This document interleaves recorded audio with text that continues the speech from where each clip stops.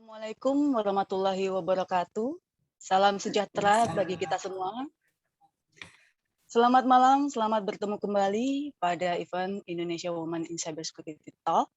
Saat ini sudah sampai pada IWCS Talk yang ke-6.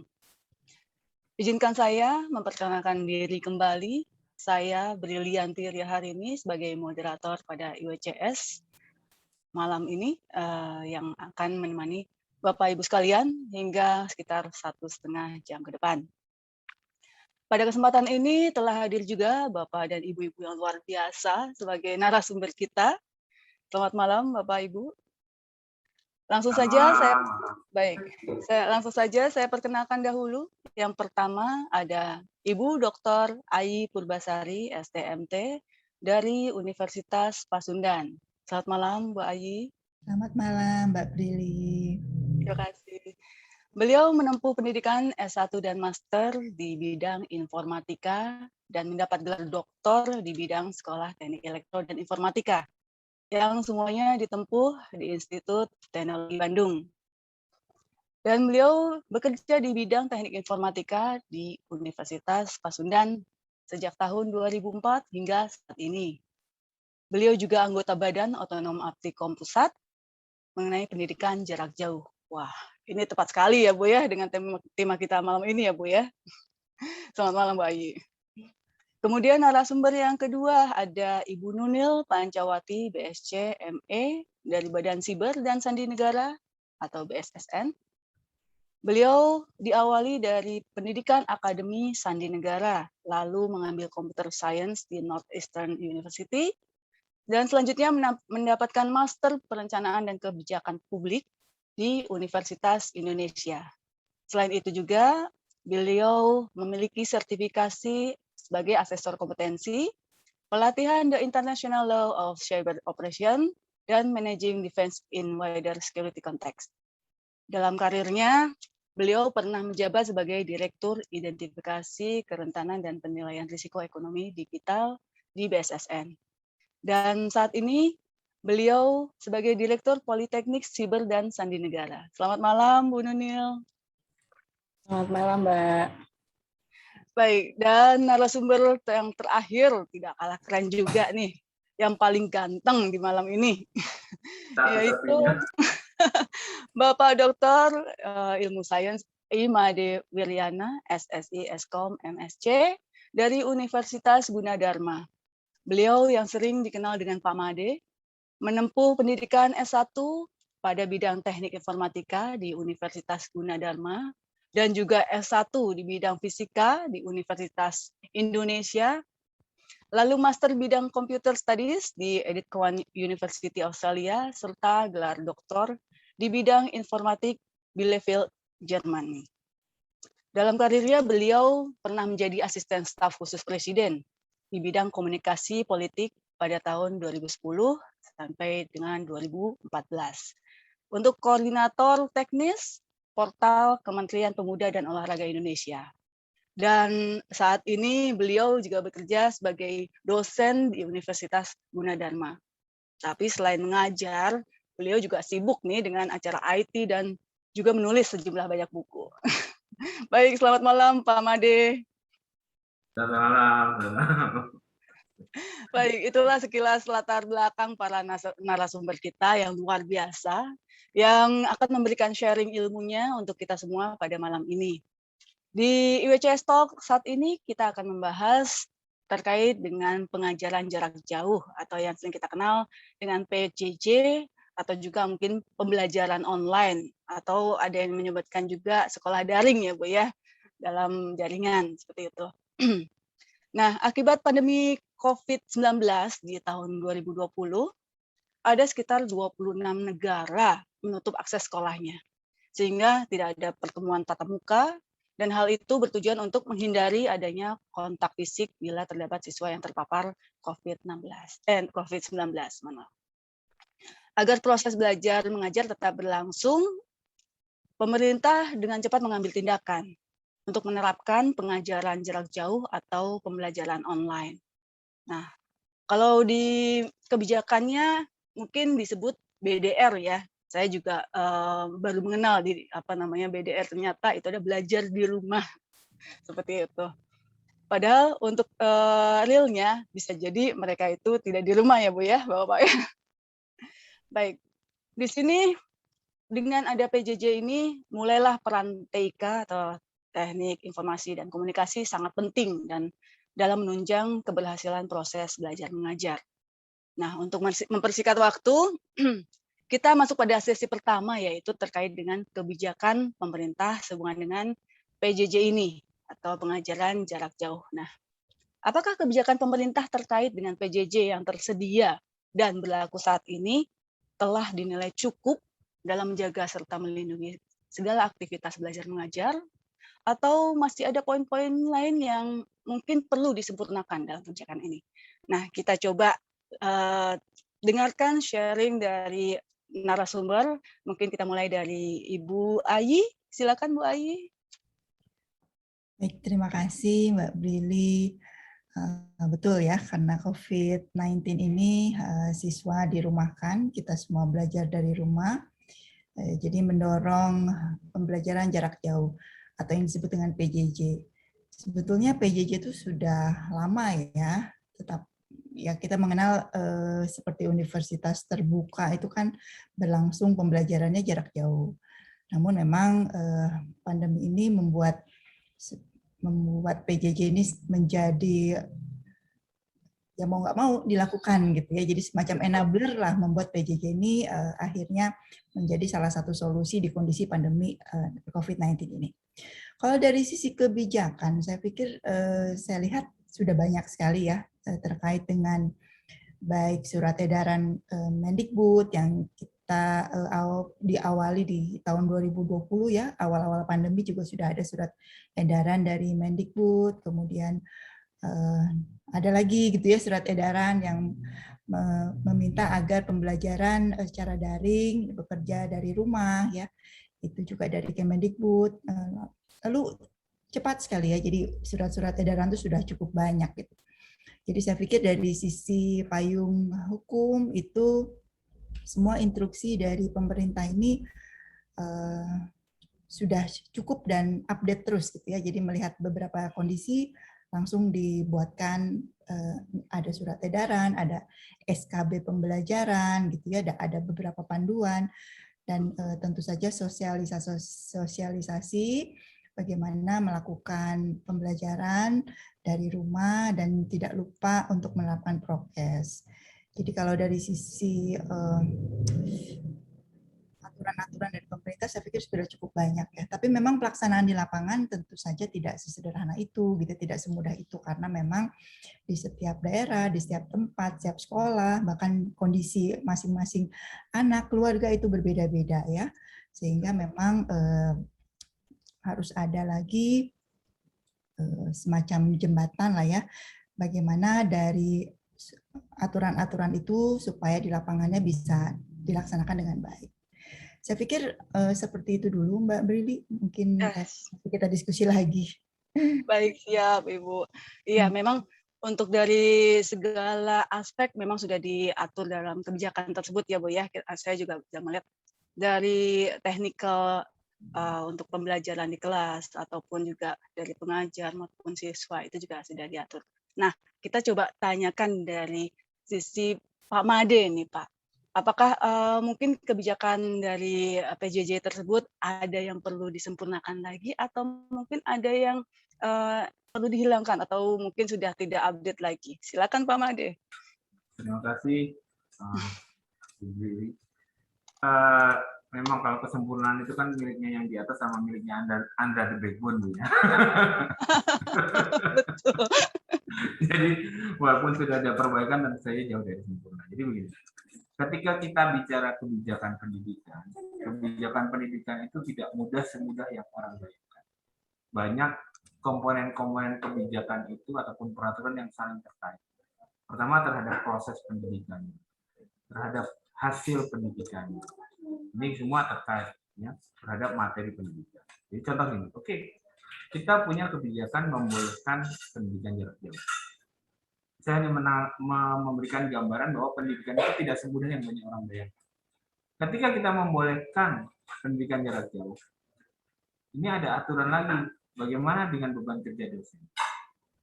Harus ada perubahan peraturannya juga. Kemudian bagaimana mekanisme penjaminan mutu internal? Harus ada perubahan juga, karena beda. Contoh, kita membuat soal kelas biasa, kita bisa sangat bertumpu pada pertanyaan yang sifatnya mengingat. Sekali dia menjadi penjaminan jarak jauh, mengingat itu akan sulit sekali. Semua harus soalnya analitis. Nah, untuk melakukan penjaminan internal itu bagaimana? Peraturannya. Kemudian pengajar, tentu saja pengajar menjadi berbeda. Belum kesiapan teknologi. Artinya kebijakan yang terjadi sekarang ambil contoh, membolehkan pendidikan jarak jauh dilakukan oleh kampus. Kalau dulu kami melakukan itu dilarang, sekarang diperbolehkan, disarankan. Jadi, tetapi tidak semudah itu, karena pertanyaannya nanti gini, loh kalau mahasiswa saya ngambil, beban kerja saya sepertinya bagaimana sih? Penjaminan mutu internal saya gimana? Jadi ini ada banyak peraturan yang saling terkait yang memang harus diharmonisasi lah, dan itu memang tidak mudah dan butuh waktu, justru itu harus dilakukan dengan sesegera mungkin. Jadi peraturan itu punya dua kriteria, satu sifatnya membatasi supaya yang jelek tidak dilakukan, kedua mengencourage yang baik. Nah ini sebenarnya dua ini fungsi peraturan, jadi kita sering lupa peraturan itu yang hanya membatasi, bukan yang untuk mengencourage. Nah, jadi ini yang harus dipahami juga, salah satunya contoh begini, yang di dalam PJJ ya peraturan kita banyak itu hanya membolehkan. Tapi kita lupa PJJ itu kan membuat borderless ya. Tidak ada border. Artinya apa? Materi perkuliahan di ITB bisa dipakai materi perkuliahan di Undip. Contoh. Saya punya materi kuliah di saya bisa dipakai sama Bu Ai. Kan enak ya Bu Ai ya, mahasiswanya ngambil aja kelas online. Cuma masalahnya di dalam peraturan pendataan diktinya bagaimana? Itu belum berubah. Nah, jadi ini tadi apa? Banyak orang menyangka, jadi menteri pendidikan itu gampang kan ya, Indonesia itu pendidikannya diginiin aja bisa. Enggak kayak gitu, itu banyak yang belibet gitu. Nah ini harus disadari. Nah sama dengan PJJ. Kalau kebetulan saya dari dulu termasuk yang sangat mengencourage pendidikan jarak jauh bagi level SMA. Kenapa? Pendidikan jarak jauh di Indonesia itu bukan karena tren, tapi memang kondisi geografis Indonesia. Contoh tadi saya sempat ngobrol, mencari dosen di seluruh Indonesia yang capable untuk menerangkan sesuatu itu tidak merata. Solusinya hanya PJJ. Nggak mungkin Bu Ai suka terbang ke Papua setiap hari kan ya. Nggak mungkin. Yang mungkin ya mereka belajar materinya Bu Ai. Betul. Nah jadi ini artinya sebetulnya kondisi di Indonesia itu PJJ itu bukan karena pandemi. Seharusnya itu ya memang kita butuh karena kondisi Indonesia. Angka partisipasi Indonesia itu kan baru 30% ya orang kuliah. 30% pun tidak merata. Kalau kita mau 50%, dosennya berapa sih? Materi ajarnya bagaimana? Jadi ada beberapa hal, misalnya gini, PJJ itu membuka kemungkinan kampus itu share knowledge yang mereka miliki, di mana tanpa PJJ itu tidak terjadi. Ini sudah dimulai, Sepada punya kelas, Aptikom punya kelas, dosen manapun yang punya materi bisa digunakan. Ini kan dulu relatif, ya saya ngajar mahasiswa saya aja. Kalau sekarang dengan ini ya se-Indonesia bisa ikut kelas saya. Ini kan hal yang baik ya kondisi Indonesia. Jadi memang peraturan yang ada itu masih baru. Saya katakan masih baru, belum menjadi aturan-aturan yang lebih lengkap untuk mendorong PJJ, termasuk platformnya bagaimana membangun platform yang baik. Contoh paling gampang gini, kita belum ada peraturan yang tanda petik mewajibkan sehingga materi ajar yang ada di setiap kampus sudah mendukung interoperabilitas antar materi. Kan belum ada ya. Jadi materi punya LMS di sini, materi LMS ini nggak bisa dipakai share lagi. Karena negara maju udah ada yang punya seperti itulah. Ini kan salah satu bentuk aturan. Jadi memang masih banyak PR kita di PJJ, tapi ya kalau sesuatu yang butuh waktu untuk dilaksanakan, kan kata orang harus dilakukan sesegera mungkin, bukan karena butuh waktu terus malah dihindari. Jadi kalau saya ya di satu sisi pandemi ini membuka orang yang tadinya jujur, yang tadinya itu dikti itu agak melarang PJJ, sekarang mau tidak mau harus sangat. Mungkin seperti itu dulu. Terima kasih. Baik Pak Made. Wah, Benar sekali Pak, saya setuju tentang kondisi geografis Indonesia, karena Betul. kita ngelihat juga standar pendidikan kita juga belum merata ya Pak ya. Iya. Jadi yang tadi Bapak bilang, nggak mungkin kan Bu Ayu atau Bu Nunil terbang gitu ke Papua, terus besoknya udah langsung ke Aceh begitu ya Pak ya. Sampai di pesawat. Iya, baik dan, terima kasih Pak Made, itu masukan-masukan yang sangat bermanfaat bagi kita juga. Dan sekarang coba kita lihat, untuk, pendapat dari Bu Nunil seperti apa terkait dengan kebijakan yang ada sekarang, Bu. Silakan Bu Nunil. Ya, terima kasih Mbak Bri. Yang disampaikan Pak Made tadi benar. Dan yang disampaikan Mbak Ayi tadi, kebijakan PJJ yang saat ini ada itu baru untuk menangani permasalahan pandemi COVID, menghindari penularan lebih jauh gitu. Jadi belum diatur secara benar seperti yang disampaikan Pak Made tadi. Jadi hanya sebagai alternatif aja supaya pembelajaran tidak putus, masih bisa dilakukan dengan jarak jauh, tetapi perangkat-perangkatnya masih darurat gitu ya istilahnya. Jadi masih banyak hal yang perlu didorong, bagaimana ketersediaan sarpras, bagaimana juga tata kelolanya. Jadi memang masih banyak yang harus dibenahi, termasuk juga keamanan penggunaan sarprasnya tadi. Mungkin demikian Mbak dari saya. Oh, baik Bu Nunil. Jadi kayaknya kita memang semua sepakat ya, bahwa memang tidak bisa merubah atau langsung mengimplementasikan semua itu sempurna gitu ya Pak ya atau Ibu-Bu. Dan memang ini jadi PR lagi untuk pemerintah mungkin ya, terutama untuk Kemendikbud. Mungkin bisa melihat dari sisi yang tadi mengencourage-nya seperti apa dan membatasinya sampai dengan batasan mana saja. Nah, kalau tadi dari kebijakan di sini kita akan langsung misalkan menanyakan nih, dari kebijakan tersebut mungkin ada kesiapan-kesiapan atau perlu kayak SDM, tenaga pengajar, infrastruktur yang mungkin ada yang wajib tersedia gitu di PJJ ini.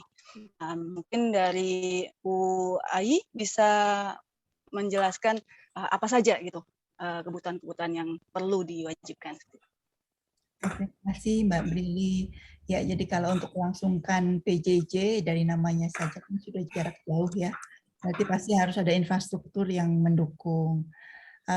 Kita lihat dari dua sisi, tentu saja dari pihak penyelenggara pendidikannya atau pembelajarannya, misalnya pihak sekolah atau institusi atau apapun, itu harus menyiapkan infrastruktur yang semudah mungkin bisa diakses oleh para penggunanya ya.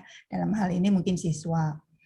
Jadi harus disiapkan semacam ada repositori untuk menyimpan berbagai hal-hal yang akan diakses, ya entah pembelajaran dalam bentuk video atau apapun. Kemudian bagaimana caranya supaya aksesnya itu semudah mungkin, gitu ya, sesederhana mungkin. Dan kemudian yang utamanya lagi tentu dari sisi siswanya, gitu ya, bagaimana mereka dapat mengakses materi-materi yang tadi sudah disiapkan oleh penyelenggara pendidikan.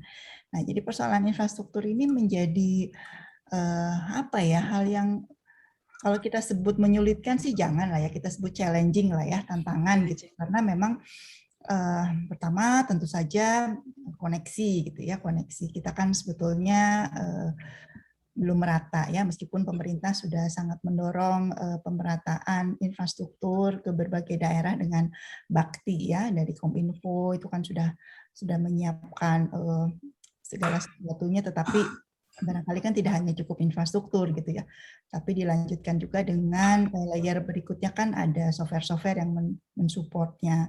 Misalnya kalau untuk repository tadi kan kita mengenal Learning Management System ya atau LMS yang biasanya digunakan. Nah ini LMS juga sangat beragam, banyak sekali, dan kemudian cara mengaksesnya juga ada yang sangat simple, ada juga yang sangat kompleks gitu ya.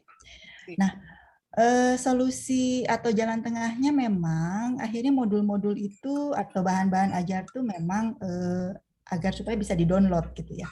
Jadi video-video itu bisa disebar Jadi tidak harus selalu memanfaatkan internet dan koneksi, tetapi pemerintah juga sudah menyiapkan berbagai alternatif sebetulnya. Jadi misalnya melalui TV gitu ya, itu Mbak Brili juga mungkin tahu ya sempat, tapi memang kita identiknya kalau membayangkan PJJ ya koneksi internet gitu ya, otomatis berpikirnya seperti itu, padahal tidak harus seperti itu. Jadi solusi-solusi berupa pembelajaran yang bisa diakses tanpa harus menggunakan koneksi itu juga sebetulnya sudah membantu. Nah, selain infrastruktur, yang menyulitkan dari PJJ itu kan sebetulnya tidak ada bonding gitu ya, tidak ada koneksi yang erat gitu karena kita terkena jarak gitu. Jadi memang bagaimana agar supaya ya meskipun tidak mungkin 100% terjadi, tetapi connected dalam hal bonding tadi itu tetap ada ya. Jadi guru meskipun mengajarkan jarak jauh itu tetap harus ada skema tatap mukanya ya. Jadi kita sebut saja kalau istilahnya tuh sinkronus gitu ya. Jadi ada pertemuan-pertemuan sinkron. Nah, untuk pertemuan sinkron ini tentu saja perlu infrastruktur lagi gitu ya. Kita sekarang sedang pertemuan sinkron nih, Mbak Brili ya. Kita kan menggunakan infrastruktur yang sudah cukup. Nah, ini belum tentu gitu ya siswa dan sekolah atau penyelenggara pembelajaran memilikinya. Jadi banyak gitu ya PR-nya ya. Jadi memang waktu awal-awal harus PJJ ini kita ya kami semua ya menggunakan WhatsApp group gitu ya untuk menyampaikan materi, untuk tanya jawab, menggunakan voice note, itu pun sudah berjalan gitu ya, tidak harus ada sinkronus seperti ini. Kita pembelajaran asinkron juga sudah bisa gitu ya. Itu tuh solusi awal. Tetapi bondingnya kan tetap harus ditingkatkan. Nah, jadi selain infrastruktur dari sisi SDM juga harus orang-orang yang terus belajar gitu ya, tidak bisa menyerah gitu ya dengan segala kendala. Aduh, ini tidak ada bonding. Saya nggak tahu materi saya nyampe apa enggak. Saya nggak tahu anak-anak saya mendengarkan apa enggak. Gitu. Terus mencari berbagai strategi dan kreativitas agar supaya tercipta gitu. Jadi, nah itu PR besar dan saya tadi nggak mau nyebutnya hambatan ya Mbak Brilia, kita sebutnya challenging lah, tantangan. Jadi itu justru malah menyemangati kita semua untuk selalu mencari bentuk baru agar supaya pembelajaran ini tetap berlangsung. Itu dari sisi SDM-nya. Itu mungkin Mbak Lili. Wah, baik Bu Ayu. Bu Ayi, ini sangat menarik nih. Jadi memang benar Bu, kalau tanpa dengan adanya bonding atau interkoneksi ya Bu ya, itu kadang-kadang apa yang kita persepsikan pengajaran yang kita berikan itu tidak tersampai dengan sesuai dengan apa yang kita maksudkan seperti itu. Dan mungkin dari infrastruktur pun juga adanya delay dan lain sebagainya, itu kan juga mempengaruhi juga ya Bu ya. Jadi ya saya juga sependapat Bu, kita mesti harus tetap challenging aja ini, menutup semua gap-gap yang ada ya Bu ya. Baik. Nah, dari Bu Ayi adalah suatu challenging di interkoneksi atau bonding antara SDM maupun infrastruktur. Sekarang kalau dari sisi Bu Nunil, seperti apa? Mungkin ada pengalaman di Politeknik Cyber, begitu Bu? Silakan Bu Nunil. Ya, terima kasih. Yang jelas sih pelaksanaan PJJ ini kurang social engagement ya, seperti disampaikan Bu Ayi tadi. Banyak hal-hal yang tidak tersampaikan dari body language ya, dari gestur-gestur dari pengajar yang mungkin nggak bisa ditangkap oleh mahasiswanya, dan itu sangat mempengaruhi kualitas yang diterima gitu. Jadi menimbulkan apa ya, learning loss bagi peserta didik gitu. Dan ini sebenarnya kalau secara umum memang harusnya diberikan semacam TOT gitu ya. Di perguruan tinggi mungkin lebih siap ya secara teknologi, tapi kalau di sekolah menengah itu menurut saya jauh ya dari apa ya kalau dibandingkan dengan perguruan tinggi. Jadi saya pikir perlu TOT gitu. Perlu ada program-program penyiapan bagi fasilitator, guru ya, capacity building atau apapun lah gitu, termasuk juga para administrator di sekolah. Kalau di perguruan tinggi mungkin relatif lebih siap ya. Ayu tadi sempat menyampaikan ada LMS. Saya yakin banyak sekolah menengah itu tidak tersedia LMS gitu ya. Jadi masih banyak metode-metode yang harus dibantu untuk sekolah-sekolah menengah. Jadi infrastrukturnya juga perlu bagi pengajarnya, gurunya, dan administratornya juga. Demikian Mbak Brili.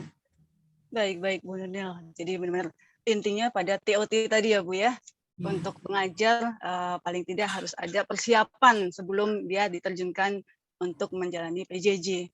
Nah, apalagi di sini kan hubungannya jauh nih, hanya melalui layar seperti itu. Dengan bahasa tubuh pun kadang-kadang bisa salah persepsi. Kadang-kadang misalkan kita menunjuk seperti ini, nanti dibilang lagi marah. Baik, ataupun yang pasti sih mungkin ada standarisasi dari sistem pengajarannya seperti itu ya, yang mungkin harus diterapkan secara meluas di semua perguruan tinggi ataupun sekolah-sekolah. Nah, kalau sekarang kita coba menanyakan dengan Pak Made nih, kalau menurut Pak Made seperti apa untuk dalam SDM maupun kesiapan di infrastrukturnya? Terima kasih. Saya selalu orang yang tipenya mencari kesempatan dalam kesulitan. Tapi dalam arti positif. Ketika ada suatu permasalahan di situ, sebenarnya ada kesempatan kita menemukan solusi. Kalau semuanya udah selesai, kita nggak punya kesempatan menemukan solusi lah. Nah, sekarang kita lihat masalah PJJ itu betul infrastruktur. Tapi kita akan memperpanjang lagi. Infrastruktur itu ada dua, infrastruktur teknis dan infrastruktur non teknis. Infrastruktur teknis itu ya software, hardware, listrik, teknis gedung. Dan infrastruktur non teknis, literasi, ya, SDM. Terus kalau buat PJJ itu saya sebut ini psikologi compatibility. Karena ketika kita melakukan PJJ dengan kita di kelas itu kita harus punya kesiapan mental yang berbeda.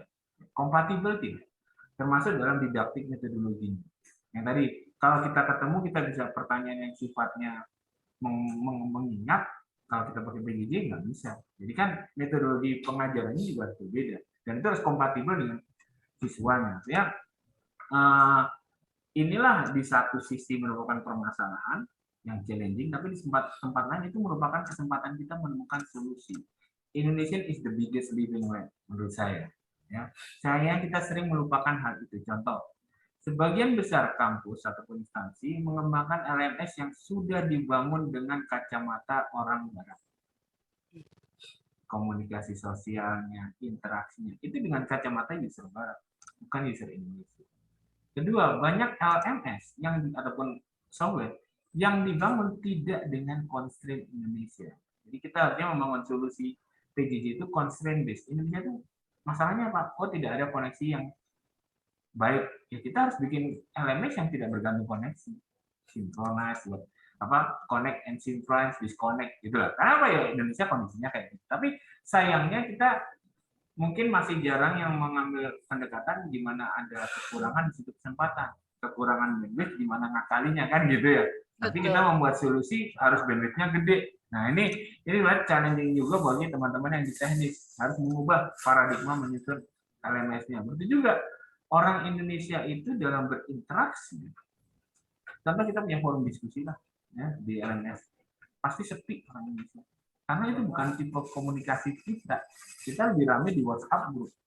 Artinya apa? Bagaimana caranya WhatsApp group itu bisa ditangkap, kita rekap, dimasukkan di LMS.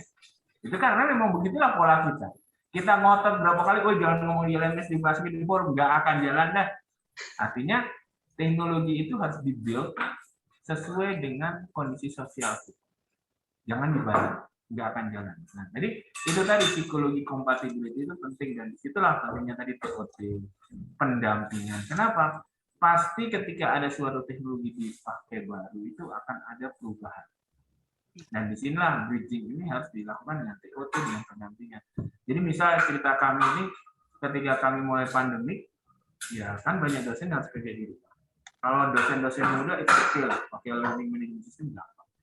Tapi bagaimana dengan profesor-profesor yang tua yang tadinya selalu ada yang asisten nemenin? Nggak bisa mereka switch begitu saja.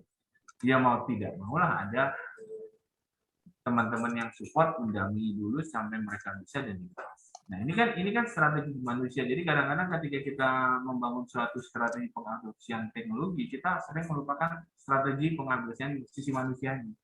Justru infrastruktur itu bukan hanya infrastruktur teknis, infrastruktur non teknis, biasanya literasi, perubahan mindset itu yang harus digunakan seperti sekarang ya. Adopsi teknologi apapun itu sebenarnya pendekatannya seperti itu. Jadi kalau kita sekarang melihat banyak dosen sudah pakai komputer, dulu di tahun 95 kampus saya itu selalu menjadi tempat pelatihan dosen-dosen Indonesia yang akan kuliah ke luar negeri, pelatihan komputer. Karena pada saat tahun itu yang bisa pakai komputer itu hanya dosen-dosen elektro, engineering. Ketika keluar negeri semua orang harus pakai komputer. Nah itu sama juga kondisinya, mereka yang non IT ya belajarnya ada gap, psikologi gap itu cukup besar. Nah ini sama, jadi selalu ketika pengadopsian teknologi seperti PJJ itu satu yang kita sering kelupaan, developlah teknologi yang sesuai dengan constraint yang kita miliki. Jangan dibalik. Jadi kalau di sini kondisinya seperti ini ya kita harus situasikan, sesuaikan dengan situasi. Jangan kita LMS-nya bagus kalau internetnya kenceng, ya nggak jalan lah, nunggu kenceng sampai kapan? Nah, kita harus cari solusi yang lain gitu. Nah menarik dengan yang masalah tadi pendampingan di dalam pandemi ini menarik, ada beberapa inisiatif dari komunitas, ya. Karena itu tadi tidak semua guru bisa langsung switch ya. Jadi contohnya yang saya sering berkomunikasi di Bali itu ada namanya melajah.id. Melajah.id itu mereka menyediakan platform LMS buat para guru-guru dan melakukan pendampingan. Jadi bukan hanya menyediakan platformnya, tapi mendampingi sehingga guru-guru itu bisa memasukkan konten, membaca. Nah, karena ini fase yang sebenarnya kritis dalam pengadopsian. Kita jangan lupa fase pengadopsian teknologi itu selalu ada aspek manusianya. Nah, ini yang harus kita PR kita bersama. Terima kasih. Oh ya, baik Pak Made. Wow, ini makin meluas ya. Ternyata nggak cuma infrastruktur di technical ataupun juga infrastruktur yang software, hardware seperti itu ya, tapi juga ada non teknis juga yang ya kita kenal pastinya, terutama satu literasi. Nah, mungkin dari pengalaman atau dari informasi dari teman-teman dan lain sebagainya, banyak di Indonesia ini yang belum paham atau belum istilahnya mengerti tentang literasi keamanan data maupun literasi penggunaan hardware ataupun juga fasilitas-fasilitas untuk PJJ atau pengajaran jarak jauh ini. Nah, sekarang yang mungkin saya tanyakan nih dari Bapak dan Ibu sekalian, apakah di literasi yang sudah tersedia saat ini itu bagaimana implementasinya di masing-masing sekolah ataupun dari universitas yang sekarang sudah berjalan seperti itu? Apakah mungkin ada kesenjangan lah penyampaian sosialisasi terkait dengan literasi tersebut? Ibu Ayi mungkin bisa bantu untuk sharing pada kita. Ini tentang literasi ya Mbak Brili, Iya, tadi betul. Diskusi Pak Made ya, betul. Jadi memang kita tidak bicara hanya infrastruktur Mbak, karena memang infrastruktur tanpa ada yang bisa menggunakan, mengoperasikan ya tidak ada gunanya ya. Jadi memang ujung-ujungnya adalah SDM kita apakah sudah mampu untuk memanfaatkannya sebaik-baiknya, dan termasuk juga barangkali literasi untuk digitalnya barangkali ya Mbak Brili ya. Jadi kalau melihat situasi kondisi, kalau kita lihat sisi baiknya dulu gitu ya, bahwa memang akhirnya semua orang berbondong-bondong untuk literate gitu ya, minimal digital literate lah.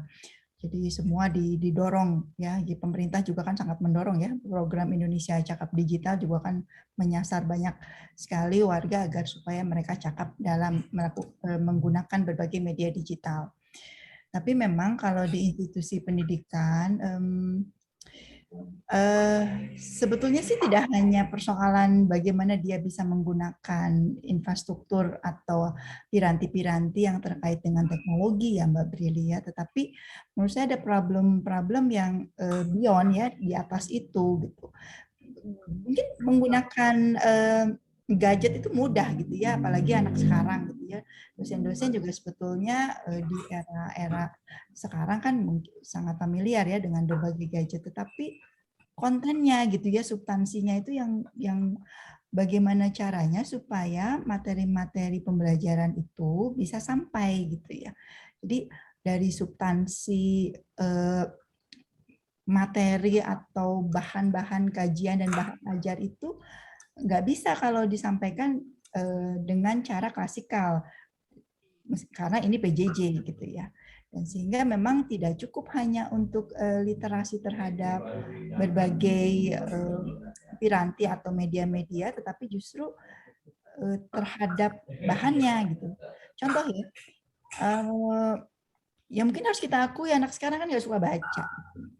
Nggak tahu ya apa ini harus ada survei yang lebih mungkin ya, tetapi kenyataannya memang nggak tertarik gitu ya. Kalau saya lihat anak-anak sekarang tuh membaca tuh susah gitu ya, tidak menarik, sehingga konten-konten ajar itu harus sedemikian disajikan agar supaya memudahkan mereka menerima bahannya gitu ya. Jadi buat saya itu lebih apa ya, kembali ya, challenging di situ gitu ya, bagaimana materi-materi itu disajikan tidak hanya buku, modul, teks, ya udah nggak akan dilihat gitu ya. Jadi makanya di kami ini ada yang namanya gamifikasi ya, bagaimana semua pembelajaran itu disajikan dalam bentuk seperti game gitu ya. Barangkali akhirnya saya lihat guru-guru dan di dosen-dosen juga sudah mulai berbondong-bondong menggunakan ya, seperti misalnya menggunakan Kahoot, menggunakan kuisis, itu tuh salah satu cara-cara supaya materi itu sampai gitu ya. Jadi tidak mengandalkan bundle bahan kajian yang diberikan begitu saja. Nah itu kalau saya sih menyorotinya di situ ya. Jadi kalau literate terhadap digital ya, kalau menggunakan insya Allah bisa, tapi mungkin awareness ya, bagaimana safety dan lain sebagainya itu harus selalu ditingkatkan. Tapi menurut saya sih anak-anak sekarang tuh born apa ya, digital natif lah istilahnya ya, born digital gitu ya. Beda sama saya, zaman saya sama Pak Made mungkin waktu kecil kita mainnya di sawah ya, kalau saya sih mainnya di lapangan gitu. Kalau anak sekarang kan bangun tidur langsung YouTube gitu. Itu konten menurut saya sih saya lebih concern di kontennya gitu ya. Itu mungkin Mbak Brili. Terima kasih Mbak Brili.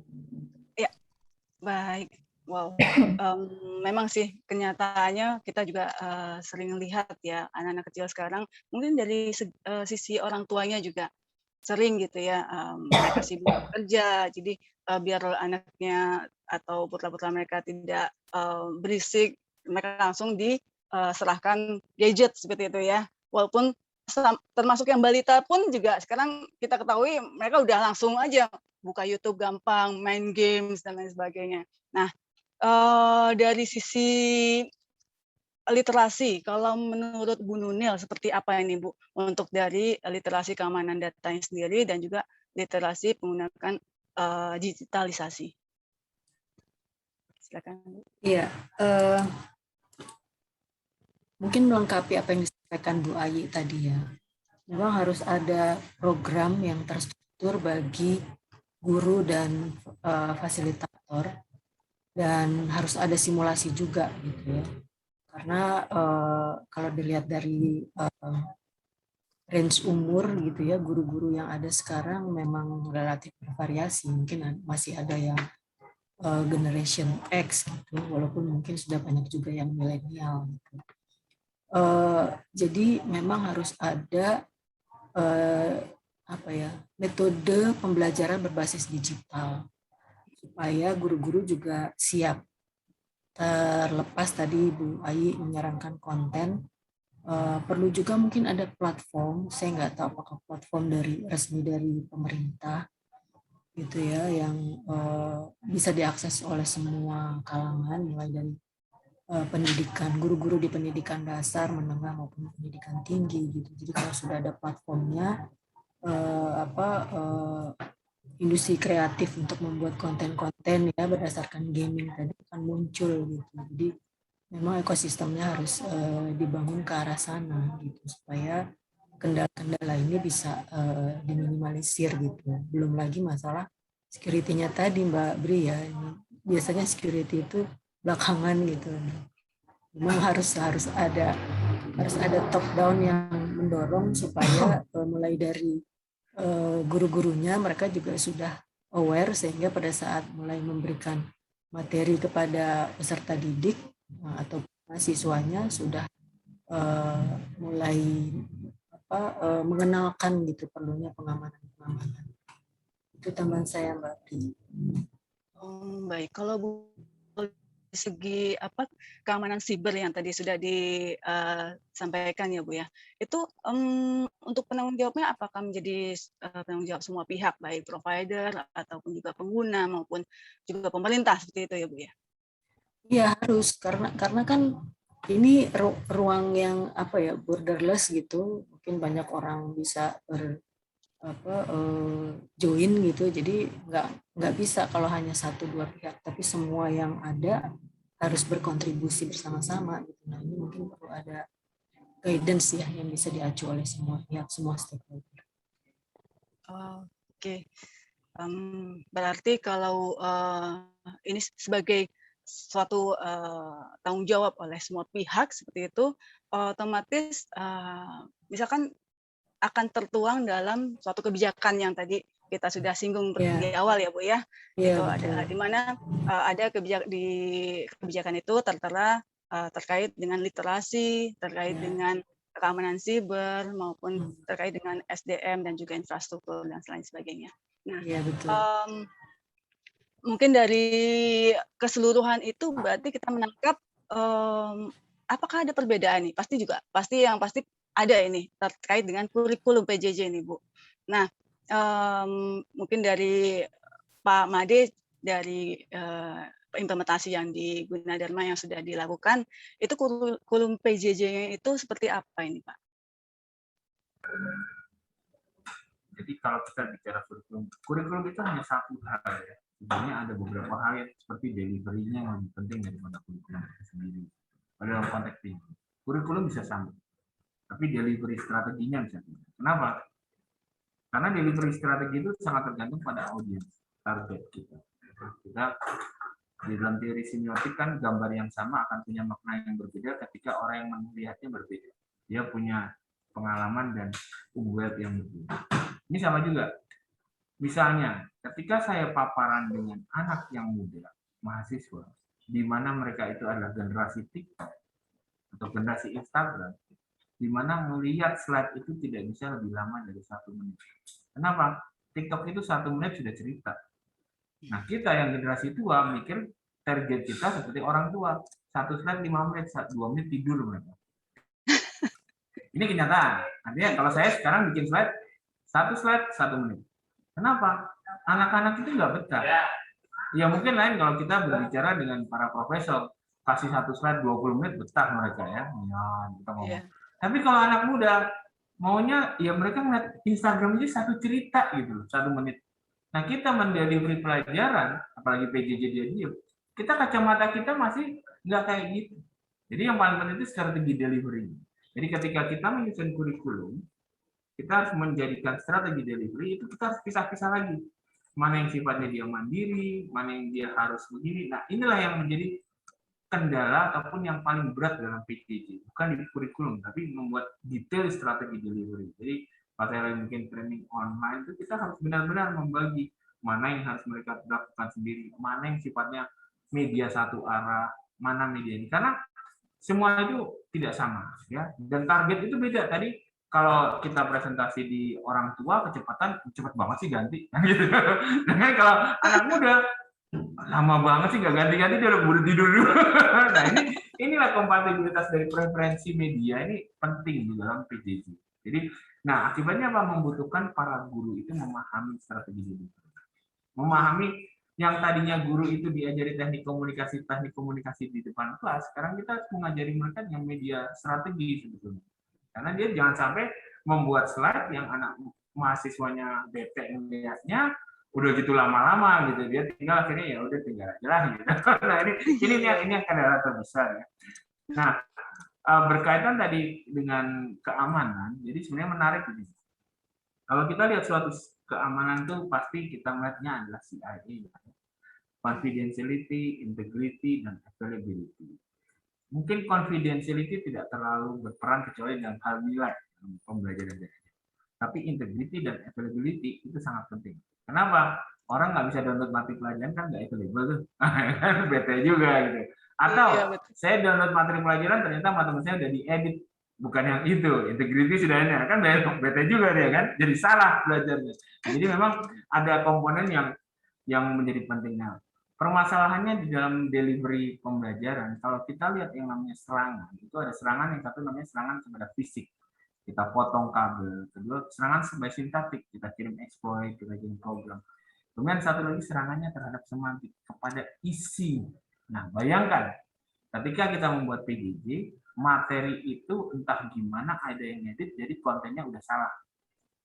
Itu kan salah dengan sengaja, apalagi kalau materi-materi terkait kebangsaan segala macam.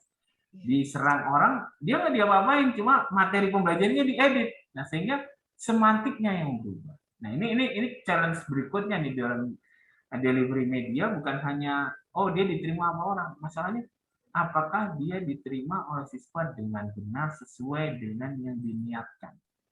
Nah, ini salah satu celah keamanan yang sebetulnya besar di dalam PJJ.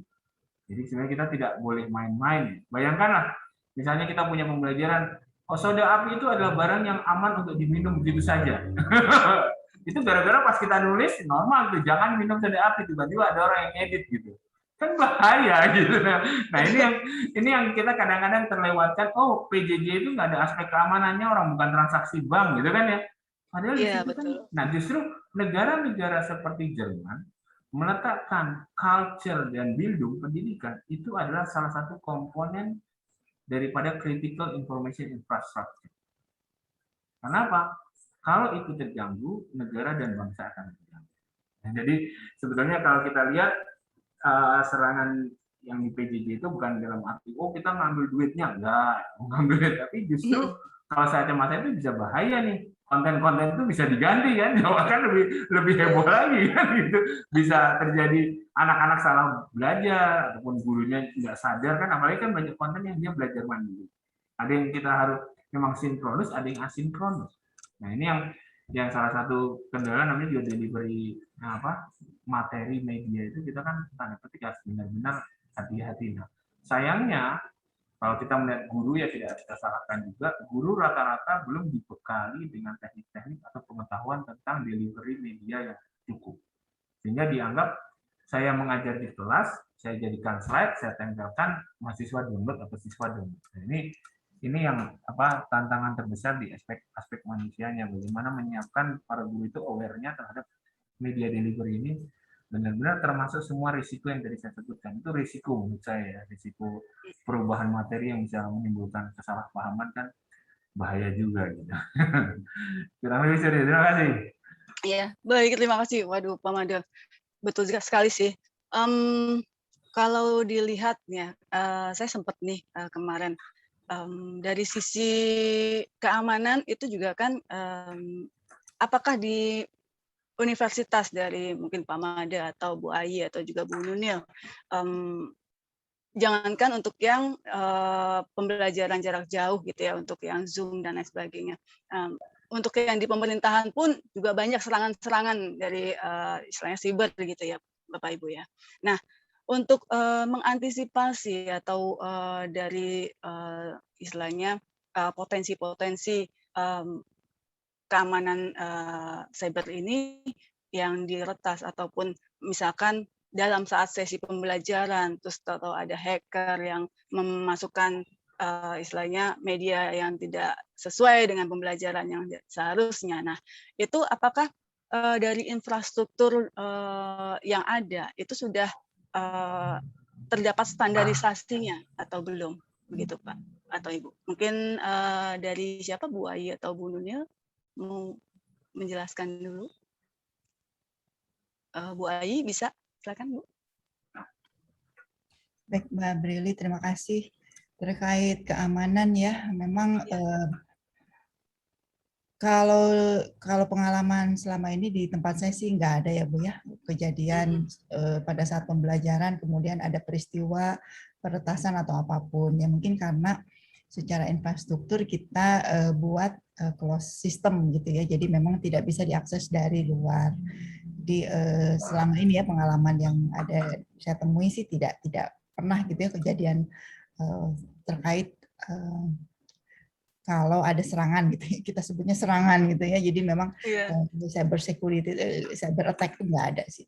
Namun memang kendala-kendalanya lebih banyak di ya infrastruktur itu sendiri ya. Bagaimana sistem itu ketika diakses secara bersamaan lalu down gitu ya, atau ada lag atau karena menggunakan LMS gitu ya, LMS tidak bisa diakses, atau misalnya ketika dari LMS link ke sinkronus sistem langsung ke Zoom ternyata ada kendala dan lain sebagainya.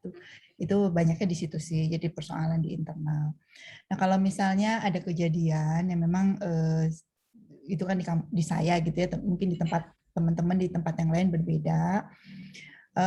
Memang kita ini harus selalu berasumsi kalau tadi mungkin harus diluruskan dulu ya, yang namanya PJJ itu kan, makanya tadi saya bilang orang menganggapnya identik dengan harus terkoneksi ke internet. Padahal sebetulnya nggak juga gitu, pembelajaran jarak jauh juga ada yang bersifat luring kan, jadi yang modul, bahan ajar, yang game-game kecil yang bisa di-download, itu sebetulnya udah pembelajaran jarak jauh juga kan. Ya, tapi dari sisi materinya itu tersimpan di tempatnya masing-masing. Nah, kalau kita bicara konteks serangan itu kan berarti bicara yang daring gitu ya, bagaimana ada ketika sedang berlangsung, kemudian ada beberapa serangan lah, atau ada hal yang tidak proper gitu. Nah, ya memang kalau kita terkoneksi ke dunia maya, ke cyber, maka asumsi kita kan kita masuk ke belantara gitu ya. Nah, itu selalu berasumsi bakalan ada serangan, sehingga kita harus menyiapkan backup plan gitu ya, backup plan. Yang penting bahwa si materi pembelajaran itu bisa tetap tersampaikan atau tersimpan dengan baik di para siswa. Nah, jadi sama barangkali kalau dengan kejadian atau backup plan kami ya, ketika misalnya LMS tidak bisa diakses atau link ke Zoom ada persoalan, ya akhirnya kita menggunakan cara-cara yang lebih klasikal atau lebih sederhana, ya tadi misalnya menggunakan WhatsApp group gitu ya, akhirnya kembali ke situ. Jadi kalau pencegahan ya barangkali nanti Pak Made itu yang ahli security lebih banyak bisa cerita ya. Tapi sebetulnya itu sama aja ya, terkait keamanan cyber itu kan relatif common ya, yang tadi Pak Made ceritakan itu mau di bagian mananya gitu ya yang dibuat secure. Tapi kalau kita bicara tentang tata cara, ya saya nyebutnya tadi harus selalu ada backup plan. Mau terjadi serangan cyber ataupun infrastruktur yang tidak memadai, maka kita harus menyiapkan alternatif lain. Ya, itu mungkin kalau sharing ya Mbak Brili ya, karena so far nggak pernah sih kejadiannya lagi ngajar tiba-tiba apa gitu ya, atau siswanya ngapain nge-attack, itu enggak sih, nggak ada. Karena ini kita close system sih. Itu sih Mbak Brili. Kalau dari kami ya, mungkin Mbak Nunil tuh yang banyak pengalaman barangkali. Nah, iya. Mungkin Bu Nunil, kan kemarin-kemarin ini sempat tuh BSSN juga terkena serangan ya Bu ya. Jadi bagaimana ini untuk dari Poltek sendiri di Bu Nunil, bisa mungkin di-sharing ke kita? Iya, kalau secara infrastruktur kita agak terpisah ya dengan antara BSSN dengan Poltek karena kita memang institusi pendidikan. Jadi seperti yang disampaikan Pak Made tadi, khusus untuk di Poltek kita memang masih fokus ke availability. Gitu. Apalagi kebetulan secara geografis letak kami itu di agak kampung gitu Mbak. Jadi di mana kadang cuaca itu sangat berpengaruh terhadap sumber gitu ya, power gitu. Jadi seringkali yang menjadi permasalahan di kami itu tiba-tiba listrik mati gitu. Jadi blank spot gitu ya. betul itu. Jadi apa ya, mudah-mudahan sih nggak sampai kejadian ya gitu. Data-data mahasiswa memang kami sedang upayakan supaya bisa segera connected ke PDDikti. Nah ini mungkin kalau sudah seperti ini tentu akan berlaku secara nasional, nggak hanya 1-2 universitas saja gitu. Ya kami mengupayakan memang supaya bisa terkelola dengan baik, risiko-risiko bisa diketahui dengan baik dan kira-kira mana yang bisa diterima, mana yang harus ditingkatkan gitu. Jadi kami sedang mengupayakan ke sana juga, Mbak. Demikian. Oh, baik, terima kasih Bu Nunil. Nah, kalau untuk Pak Made, pernah nggak ada istilahnya kendala semacam serangan gitu, Pak? Kalau pada saat berlangsungnya PJJ gitu, Pak? Nah, jadi ada beberapa pengalaman atau beberapa cerita lah. Jadi kadang-kadang dari hal simpel itu bisa, kalau dalam security itu memang dari hal simpel itu bisa eskalasi menjadi. Jadi contoh di suatu LMS itu selalu ada forum kan. Nah itu kadang-kadang antar mahasiswa itu bisa naruh link, bisa naruh sesuatu yang sifatnya payload. Payload itu dia nanti akan memuatkan hal-hal yang mengattack seseorang. Nah ini salah satu risiko yang bisa terjadi dengan platform PJJ. Begitu juga dengan materi, dia upload segala macam, dia terus masuk ke sistem. Tapi itu beberapa kemungkinan. Kalau di tempat kami, karena kami punya akses mahasiswa, disediakan akses ke superkomputer, biasanya yang challenge paling besar itu mahasiswa nggak boleh jahil, supaya dia nggak membuat proses yang memakan semua memori sehingga nggak ada bisa mahasiswa bisa login. Mahasiswa itu kalau di mahasiswa IT itu banyak yang jahil lah. Itu salah satu attack kepada availability yang sering terjadi di LMS lah ya. Nah, tapi ada satu hal lagi yang kita juga harus hati-hati. Suatu LMS itu pasti menyimpan data pribadi dari para mahasiswa dan para dosen. Pastilah. Nama, tempat tanggal lain pasti somehow ada. Nah, ini sebetulnya harus membentukkan pertimbangan hati-hati. Bagaimana kita melakukan kompartemen dari data pribadi dengan data konten supaya baik. Karena biasanya orang bikin sistem untuk kontennya tidak terlalu secure lah gitu ya. Karena toh anggapannya itu cuma LMS. Padahal tadi saya mau contoh, bisa aja kita naruh payload di LMS, mahasiswa pada kena, dosennya kena, dan lain-lain akhirnya. Nggak tahu, mungkin saya takut juga cerita gini nanti ada yang terinspirasi. Biasanya seperti itu, apalagi untuk mahasiswa yang kreatif ya Pak. Mudah-mudahan yang terinspirasi yang punya sistem jadi ngeblok dulu. Nah, tapi ada juga yang tadi, ketika kita punya data pribadi yang terkait dengan data LMS, itu kita proteknya di mana? Di kompartemen yang aman tidak? Nah, ini yang harus juga jadi pertimbangan. Nilai ada misalnya kan, ya kita nggak tahu ya ketika kita dapat nilai orang pas kuliah, nanti ketika dia jadi politisi ternyata dia waktu kuliah tuh 3 kali nggak lulus. Nah ini beberapa skenario yang sebetulnya juga kita harus memikirkan masalah keamanan dari sistem yang dimanfaatkan untuk PJJ dan apapun. Termasuk juga tadi kalau kita hanya download sebagai game, asumsi kan, aman-aman saja. Ternyata gamenya tanda petik sudah dimasukin payload, dia akan mengcapture semua ketikan kita, orang yang install di apps-nya, ya kayak pinjol lah, dia bisa segala macam. Nah, ini kan jadi PR juga kita kan. Nah, jadi betul, Pak. Jadi sesuatu kadang-kadang di security itu kan sesuatu yang sepertinya simpel itu bisa jadi bahaya. Apalagi kan tingkat keamanan itu ditentukan tingkat titik paling lemah, mata rantai yang paling lemah, ya gitu. Keamanannya setinggi apa? Ya di mata rantai yang paling lemah mana? Sayangnya mata rantai yang paling lemah itu namanya manusia.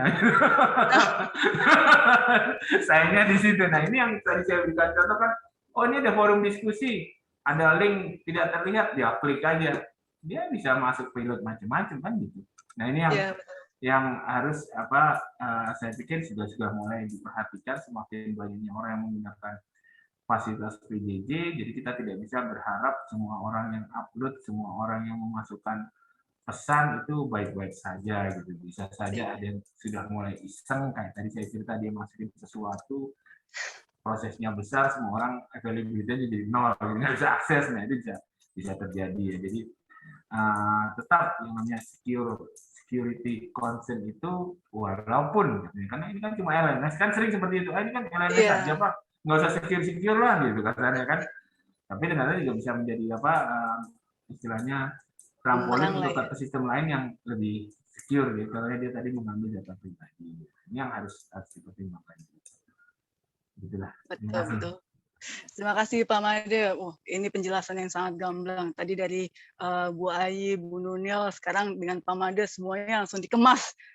Dan akhirnya saya jadi tadi sempat terpikir juga, Pak. Sekarang kan banyak film-film tuh yang ngajarin bahwa kita, oh cara yang hack seperti ini. Oh untuk apa namanya dalam pelajaran jarak jauh itu kita bisa istilahnya memanipulasi data seperti itu kan. Nah, apakah nanti ada mahasiswa-mahasiswa yang agak-agak kreatif gitu ya dalam apa namanya mungkin dia agak lebih apa namanya memiliki kelebihan dalam programming ataupun juga mungkin mereka membuat suatu tim gitu kan seperti yang di film-film juga.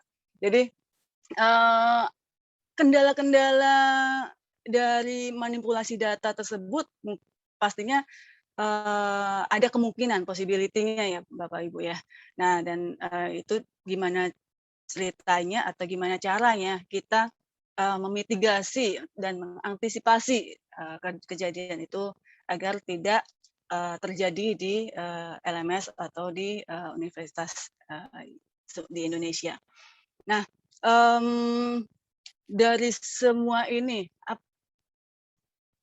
kalau dilihat efektivitasnya dari PJJ ini di Indonesia ini seperti apa nih, Bapak atau Ibu-ibu? Karena kan bisa dilihat Indonesia ini baru gitu ya untuk menjalani PJJ ini. Walaupun istilahnya bukan baru-baru banget, tapi baru totally gitu untuk terjun di PJJ. Nah, dalam efektivitasnya untuk di Indonesia ini seperti apa? Mungkin dari Bu Ayi bisa memberi masukan dari kita, Bu. Baik, terima kasih Mbak Brili. Ini saya baca sebuah penelitian terkait dengan efektivitas pembelajaran jarak jauh ini. Itu penelitiannya dari periode awal tahun 2021 Januari sampai Juni katanya ya. Jadi di penelitian itu menyampaikan di Indonesia selama pandemi COVID-19 pada periode Januari sampai Juni 2021 itu efektivitas belajar anak-anaknya hanya 40%. 40% ya. Jadi dari asumsi efektivitas 40% itulah learning loss ya itu sampai learning loss-nya itu bisa mencapai 0,9 tahun di setiap satu semester pembelajaran. Jadi apa ya? Ya kalau 40% berarti ya kalau materinya kita berikan 100%, biasanya sih kan nggak mungkin tercapai 100% juga ya. Jadi kita 70-80% pun udah syukur gitu ya, sudah sangat bagus gitu. Nah ini kalau sampai 40% artinya memang ya generasi gitu ya di tahun sekarang ya ada kemunduran sedikit gitu. Tapi saya sih yakin kalau pandemi sudah berlalu justru kita bisa catch up ya. Dan saya pikir sebetulnya ini kenapa tidak efektif karena memang masih mencari bentuk ya dan banyak hal-hal yang harus selalu didorong ya baik oleh pemerintah maupun institusi maupun kita semua ya semua stakeholder melihat bahwa ini justru menjadi peluang gitu. IT ini menjadi salah satu solusi untuk mempercepat gitu ya, jadi bukan menjadi hambatan. Nah sehingga saya pikir sih meskipun sekarang kita mengalami ketidakefektifan gitu ya, saya sendiri menyadari ya bahwa ketika melakukan pembelajaran dari materi yang sudah disusun ya di rencana pembelajaran sudah disusun, kemudian disusun juga mana yang memang khusus untuk PJJ, mana yang tatap muka gitu, dan kita akhirnya semuanya PJJ, nah itu kan pasti ada ketidaksesuaian gitu, diakui gitu ya, nggak mungkin lah seideal waktu adanya tatap muka. Tapi saya pikir kalau kita sudah terbiasa gitu ya, sudah culture-nya sudah dapet gitu ya, bagaimana sih sebetulnya pembelajaran itu tidak harus selalu bergantung kepada tatap muka literal gitu, benar-benar mukanya tuh kelihatan gitu ya. Yang tadi saya sampaikan bahwa bonding-bonding itu tidak harus tercipta dengan fisik ketemu fisik gitu ya, benar-benar tatap muka seperti ini gitu. Nah ini kan masalah culture gitu, bagaimana sebetulnya meskipun terpisah jarak dan kita hanya berhadapan dengan laptop, tapi tetap tercipta adanya bonding tersebut. Sehingga menurut saya PJJ ini jangan ditinggalkan ketika pandemi itu berlalu. Enggak, justru kita teruskan semakin baik melengkapi yang tatap muka itu. Jadi kalau kita melihat penelitian kan, aduh learning loss nih 40% doang efektif, itu semua suram gitu. Enggak, menurut saya enggak begitu. Nanti justru kita punya alternatif pembelajaran yang jauh lebih baik untuk generasi anak-anak kita gitu ya. Ya, saya sih pernah mengikuti webinar yang mengingatkan gini Mbak Brili, ingat nggak waktu zaman dulu gitu ya, kita kalau senang sama orang ya, dapat surat dari dia atau kita kirim surat ke dia itu udah seneng banget gitu ya, cuman baca surat tapi udah seneng kan, artinya apa? Sebetulnya kan nggak harus beneran ketemu begini gitu ya, tapi kita membaca melalui media pun kalau memang ada bonding ya akan ada gitu.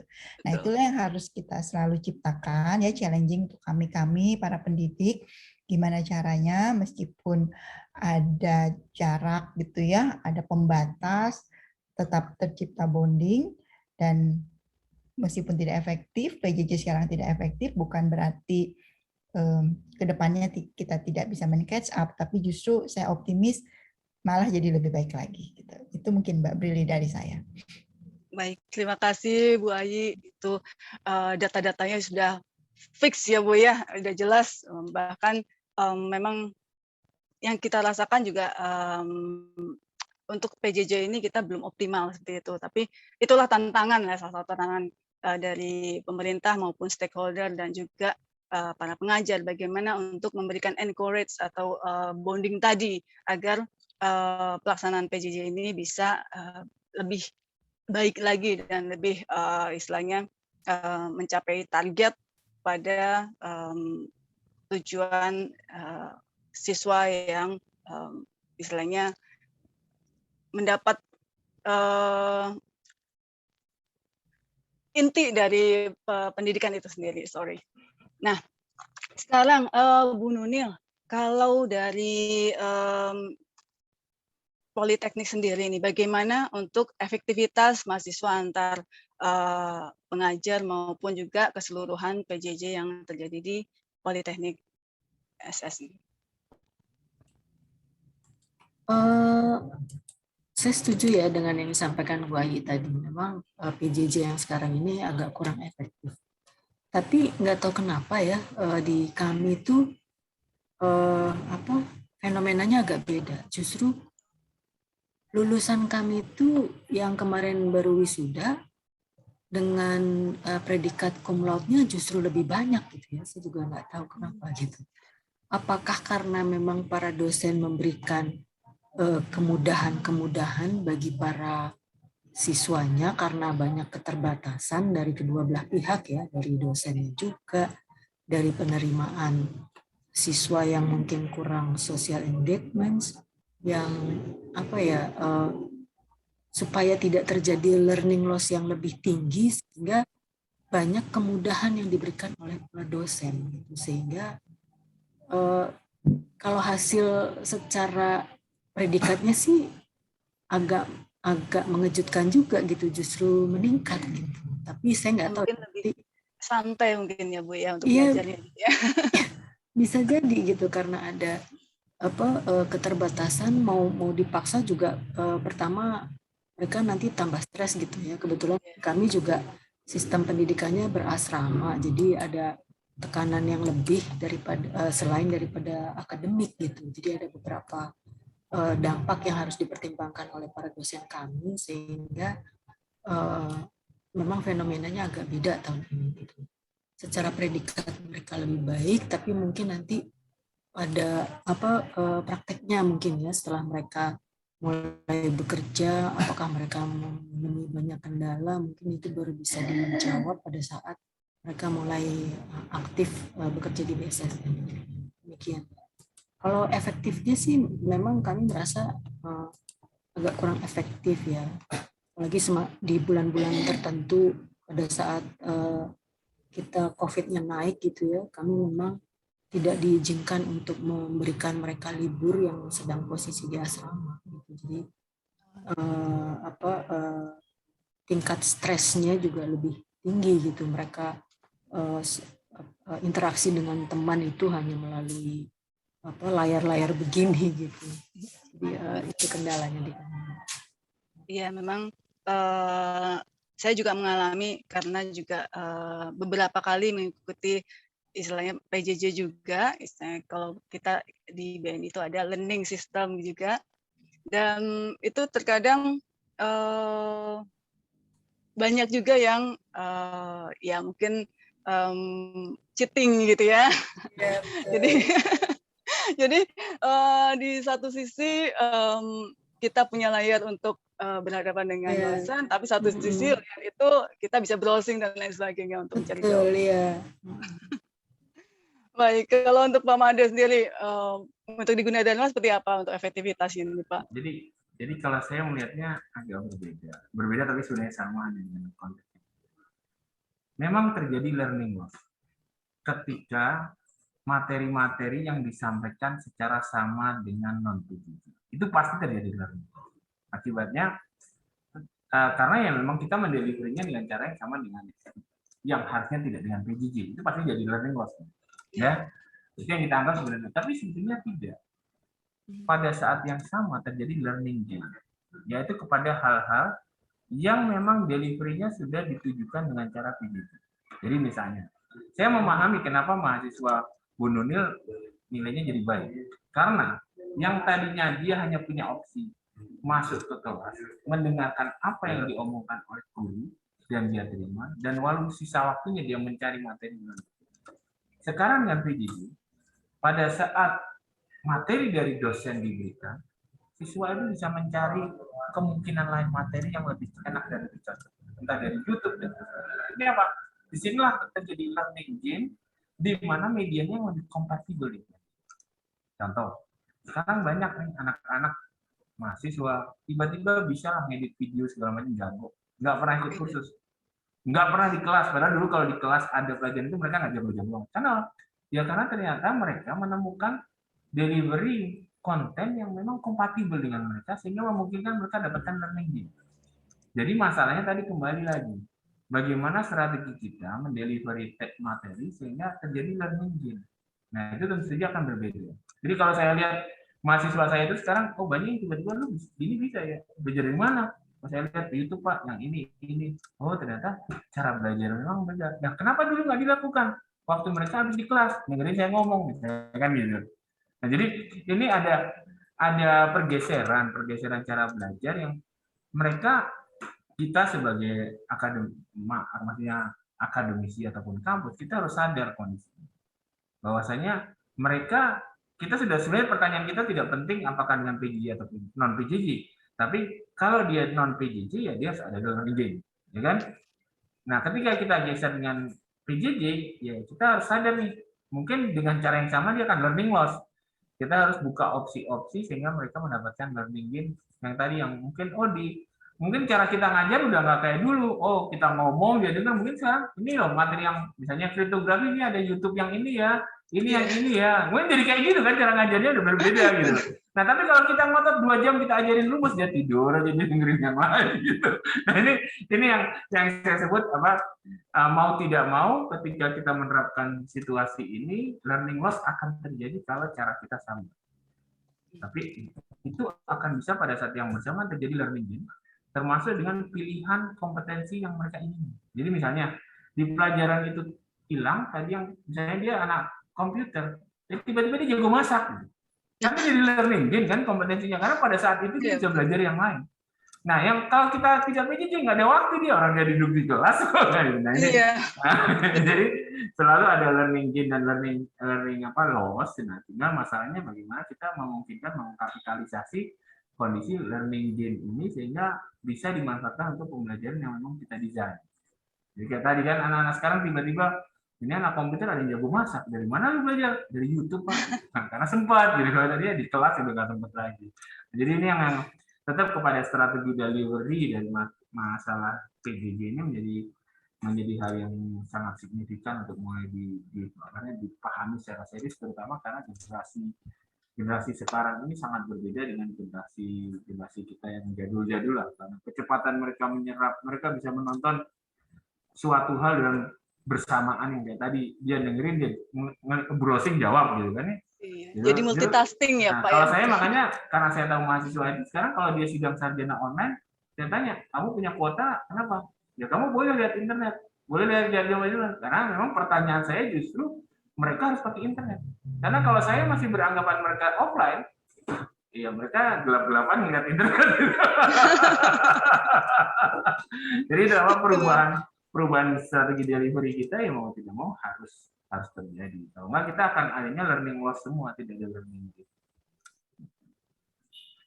Iya, ternyata menarik. Jadi memang benar ya, dengan adanya PJJ ataupun dengan fasilitas media yang begitu canggih, yang begitu digitalisasi seperti sekarang, itu membuat setiap orang itu jadi multitasking. Nggak, biasanya kan hanya wanita gitu yang asumsikan bahwa wanita itu lebih multitasking daripada lelaki. Ternyata untuk di masa transformasi digital ini, waduh, semuanya udah kayaknya standar gender itu udah benar-benar tercipta begitu ya. Betul, bapak-bapak jadi suka belanja ke Tokopedia misalnya. Nah, menarik lagi nih, saya jadi terlintas. Kalau dari transformasi digital ini, itu berarti kan ada istilahnya perubahan atau transisi dari kebiasaan ya, dari yang tadinya kita tadi contohnya tadi belanja online sekarang, dan yang dulunya harus datang dan lain sebagainya. Nah, untuk transisi digitalisasi ini, menurut Pak Made, Bu Ayi, dan Bu Nunil, apakah ini akan dapat membangkitkan gitu dalam persepsi culture yang sama di Indonesia ini, di seluruh masyarakat, ataukah malah nanti akan menimbulkan suatu konflik seperti itu? Karena kan untuk yang kebiasaan-kebiasaan yang biasanya untuk anak-anak milenial dan juga generasi X dan lain sebagainya, itu kan memang kita jadinya terkotak-kotak seperti itu. Nah, menurut Bu Ayi atau Bu Nunil dan Pak Made, itu apakah nanti bisa untuk mentransformasikan digital itu secara optimal gitu di masyarakat Indonesia? Mungkin Bu Nunil dulu, kita ya. Kalau saya sih optimis, Mbak Bri. Apalagi kan kita nanti ada dapat bonus demografi ya di 2030-2040. Ya kita harus arahkan ke sana supaya bonus itu terjadi gitu. Dan kan mereka sekarang mungkin 10 tahun lagi mereka akan menjadi bonus yang kita harapkan terjadi di 2030 ya, terutama untuk mereka yang usia kuliah gitu ya. Jadi menurut saya sih ya harus diarahkan ke sana supaya bonus demografi itu memang terjadi. Karena kalau enggak malah jadi bumerang ya bagi kita. Jadi memang harus kita arahkan ke sana. Betul Bu. Kalau Bu Ayi sendiri bagaimana Bu pendapatnya Bu terkait dengan transformasi digital ini Bu? Ya, menurut saya sih transformasi digital suatu keniscayaan ya harus dilakukan gitu, karena memang perkembangan teknologi dan lain sebagainya itu kan mendorong kita semua untuk akhirnya hidup di dunia digital gitu ya. Jadi memang seperti itu, dan saya pikir ya COVID-19 ini seperti blessing in disguise juga gitu ya, mendorong kita gitu ya, enabler, meskipun ya bukan berarti kita bersyukur dengan adanya COVID-19. Kita tahu sendiri banyak sekali sahabat kerabat kita yang barangkali tidak survive ya. Tapi di sisi lain ya mendorong gitu ya, mau nggak mau dari pemerintah ada dukungan, kemudian masyarakat juga dipaksa gitu ya.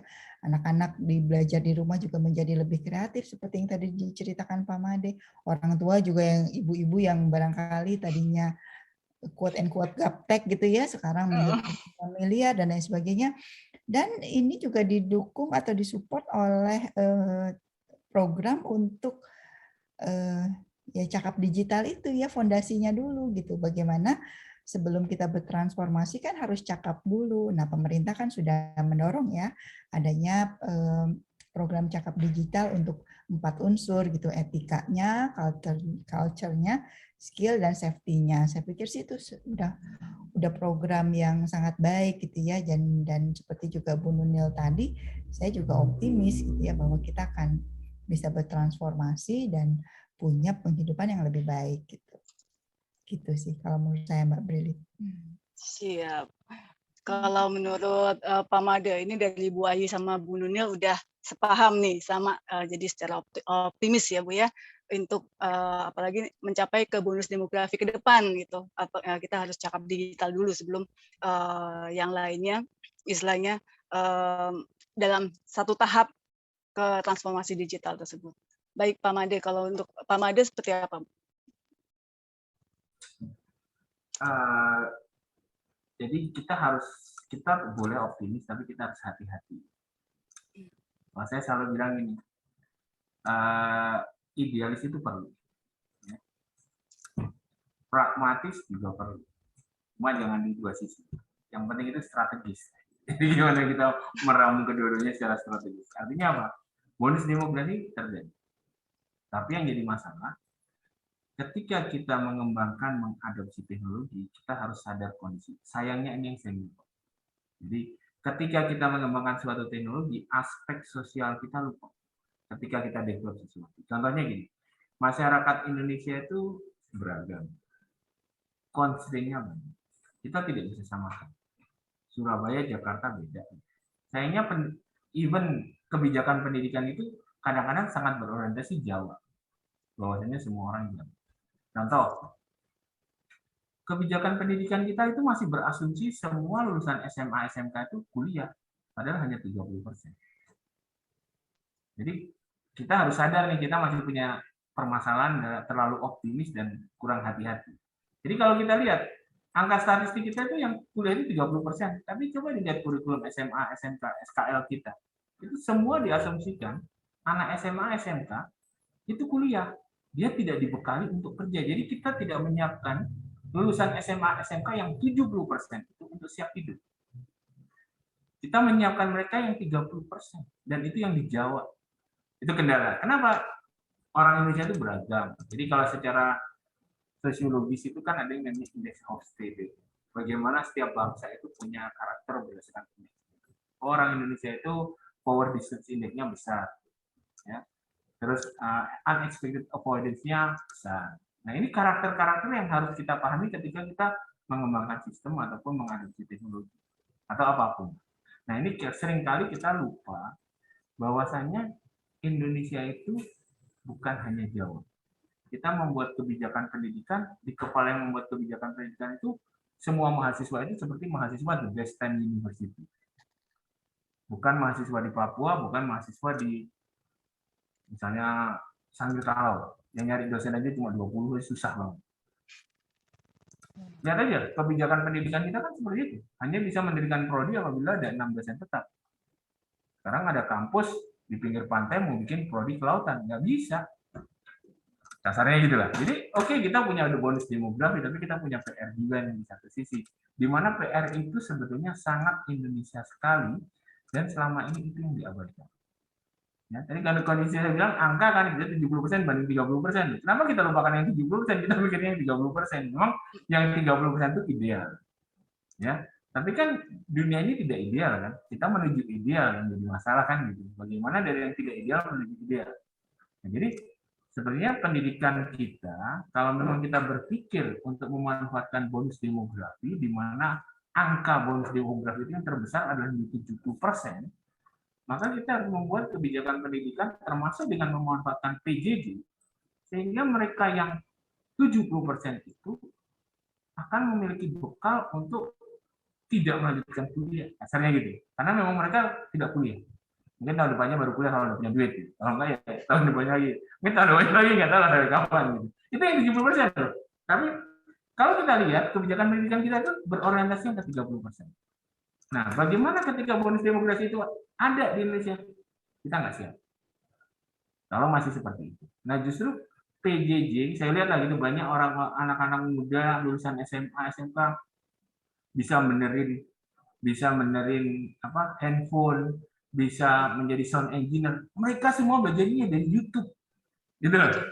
Kenapa tidak kalau kita kapitalisasi nih pemanfaatan ini untuk memperkaya bonus demografinya? Karena apa?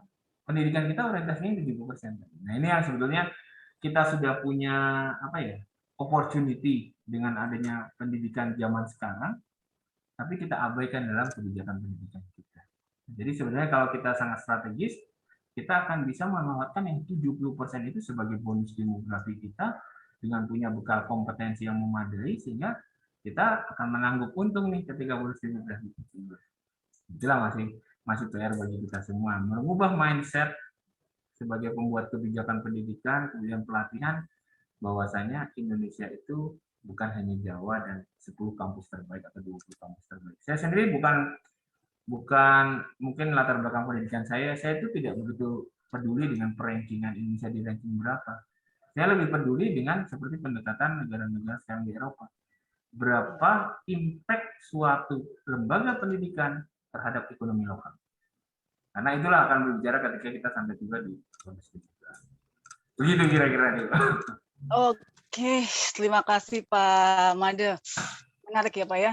Jadi berapa impact pendidikan lokal mempengaruhi ekonomi ya Pak ya di suatu negara. Kalau nggak mempengaruhi orangnya ntar kabur dari situ Bu. Betul. Karena semakin pendidikan itu bisa merata, otomatis kesenjangan juga akan menipis ya Pak ya. Disparitas rendah. Disparitas betul. Dan mungkin pertanyaan terakhir nih dari sesi ini, untuk kedepannya ini, bagaimana pencapaian target di misalkan masing-masing universitas dari Bu Nunil di Politeknik, Pak Made di Gunadarma maupun Bu Ayi di Pasundan ya Bu ya. Nah itu pencapaian target universitas atau lembaga pendidikan dalam transformasi digital ke depan itu bagaimana Bu? Mungkin dari Bu Ayi dulu, silakan Bu. Baik Mbak Brili, kalau bicara target transformasi digital, ini kalau di kampus kami ya sebetulnya sih supportnya ke sana ya. Jadi institusi itu menyadari bahwa kita semua harus bergerak gitu ya, bergerak untuk memahami bahwa sekarang ini semuanya leading-nya itu digital life gitu ya. Di kami di tahun 2021 ini ada mata kuliah literasi digital yang diwajibkan untuk seluruh mahasiswa ya. Jadi di pemerintahan mereka punya program, di kami sudah masuk ke kurikulum gitu. Jadi, literasi digital itu tidak hanya untuk mahasiswa informatika di tempat saya, tetapi diwajibkan untuk seluruh gitu. Dijadikan mata kuliah wajib gitu Bu. Nah, jadi yaitu menunjukkan bukti bahwa kita memang serius gitu untuk mendapatkan mahasiswa-mahasiswa kami gitu ya, luaran dari mahasiswa-mahasiswa kami yang punya bekal digital literasi yang cukup, sehingga memang nanti mereka sudah punya fondasi dan di luaran silakan untuk mengembangkan diri di kemampuan digital mereka, kemampuan digital masing-masing. Kalau di kami khususnya di prodi saya gitu ya, itu bahkan dari tahun 2016 Bu Brili, kami menyadari bahwa untuk menuju ke sumber daya yang memahami teknologi informasi atau dunia digital ini tidak cukup hanya diberi hard skill gitu ya, kita juga beri fondasi awal yang disebut dengan computational thinking gitu. Itu dari tahun 2016 sudah dijadikan mata kuliah gitu ya. pada dasarnya gini, jadi untuk mempelajari atau membentuk sumber daya manusia yang lead lah ya, jadi tidak hanya sekedar literate, tapi lead di dunia TIK atau teknologi informasi, ini mindsetnya harus diubah dulu gitu ya. Jadi memang beberapa intake atau calon mahasiswa atau mahasiswa-mahasiswa yang sudah masuk ini punya bekal yang cukup untuk memahami dasar-dasar dari keinformatikaan. Tetapi banyak juga yang enggak gitu ya, karena kita memang dilahirkan mostly sebagai user gitu ya, bukan sebagai developer atau sebagai produser. Jadi masih banyak mindset-nya itu bahwa dunia digital, dunia IT itu ya kita berbangga, berbahagia sebagai user gitu. Nah itu harus diubah dulu gitu ya. Jadi nggak cukup. Nanti gimana caranya kita punya sumber daya yang menjadi lead ya, leading sector, padahal mereka mentalnya user gitu. Nah nggak bisa begitu. Jadi kita mulai dengan mengubah dulu cara pola pikirnya, jadi dari computational thinking, lalu kita giring gitu ya bahwa kamu tuh nanti menjadi develop, producer gitu, nggak cuma user. Nah di 2021 dukungan dari institusi bahkan memberi mata kuliah literasi digital gitu, itu merupakan ya suatu apa ya kebahagiaan lah dari prodi saya gitu ya di informatika yang wah nih institusi mendorong penuh gitu ya, meskipun akhirnya yang memikirkan materinya apa, kontennya apa ya tetap teman-teman dari informatika juga sih gitu ya, ketempuhan lah kalau orang Sunda bilang. Tapi kami sangat mengapresiasi. Gitu mungkin kalau yang bisa saya share di kampus kami ya. Oh, baik. Jadi untuk targetnya mindset menjadi mental leading ya untuk siswa-siswanya ya Bu ya. Jadi tidak hanya hard skill, karena bekal hard skill itu banyak banget di luaran sana. Tapi sebetulnya selain soft skill ya itu culture ya, mentalnya. Saya sebutnya sih mentalnya dulu gitu. Itu mungkin Mbak Brili. Baik, terima kasih Bu Ayi. Dan kalau untuk di Politeknik sendiri gimana ini Bu Nunil untuk target ke depan transformasi digital di Politeknik SSN ini bagaimana? Saya nggak ingat pastinya ya apakah kita menetapkan target dalam bentuk numerikal dari setiap area ya, terutama di Tridharma perguruan tinggi.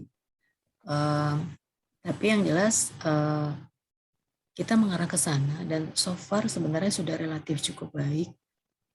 Yang perlu didorong bagi Poltek adalah karena kita kedinasan ya, masih belum bisa mengimplementasikan kampus Merdeka Belajar itu gitu ya, apalagi dengan menjawab industri 4.0, kita sedang mencari bentuk gitu, apakah perguruan tinggi kedinasan itu bisa seperti teman-teman di universitas umum yang bisa sekaligus gitu ya menerapkan Merdeka Belajar, kampus Merdeka sekaligus juga transformasi digital. Jadi tantangannya sih kalau di kami di Politeknik kedinasan itu terutama mungkin untuk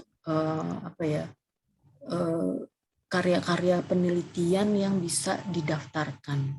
Jadi tapi kalau secara produktivitasnya hampir semua tugas akhir mahasiswa itu kami yakini sudah masuk dalam komponen-komponen transformasi digital gitu. Hanya mungkin kami perlu belajar dengan teman-teman di universitas lain supaya bisa lebih dihitung gitu produktivitasnya dan target-targetnya secara numerikal. Demikian, Mbak. Oke, baik. Terima kasih Bu Nunil. Dan untuk Pak Made nih, bagaimana dengan Gunadarmanya nih Pak? Target apa ke depannya? Mungkin ada mimpi-mimpi. Jadi gini, kami ini kan Gunadarma mulainya dari kecil ya. Dulu mahasiswa kami cuma 90. Dan pada saat itu sekolah komputer belum umum lah. Jadi kami tidak muluk-muluk. Goal kita cuma satu, mahasiswa ketemu kerja. Jadi kalau mahasiswa nggak dapat kerja itu udah parah lah. Nggak usah paper dulu. Tapi ternyata itu tidak mudah. Implikasinya apa? Sehingga kami membuat dulu bukan tagline tapi strategi Gunadarma adalah ICT Based University. Kenapa? seluruh prodi harus belajar ICT cukup banyak, termasuk programming.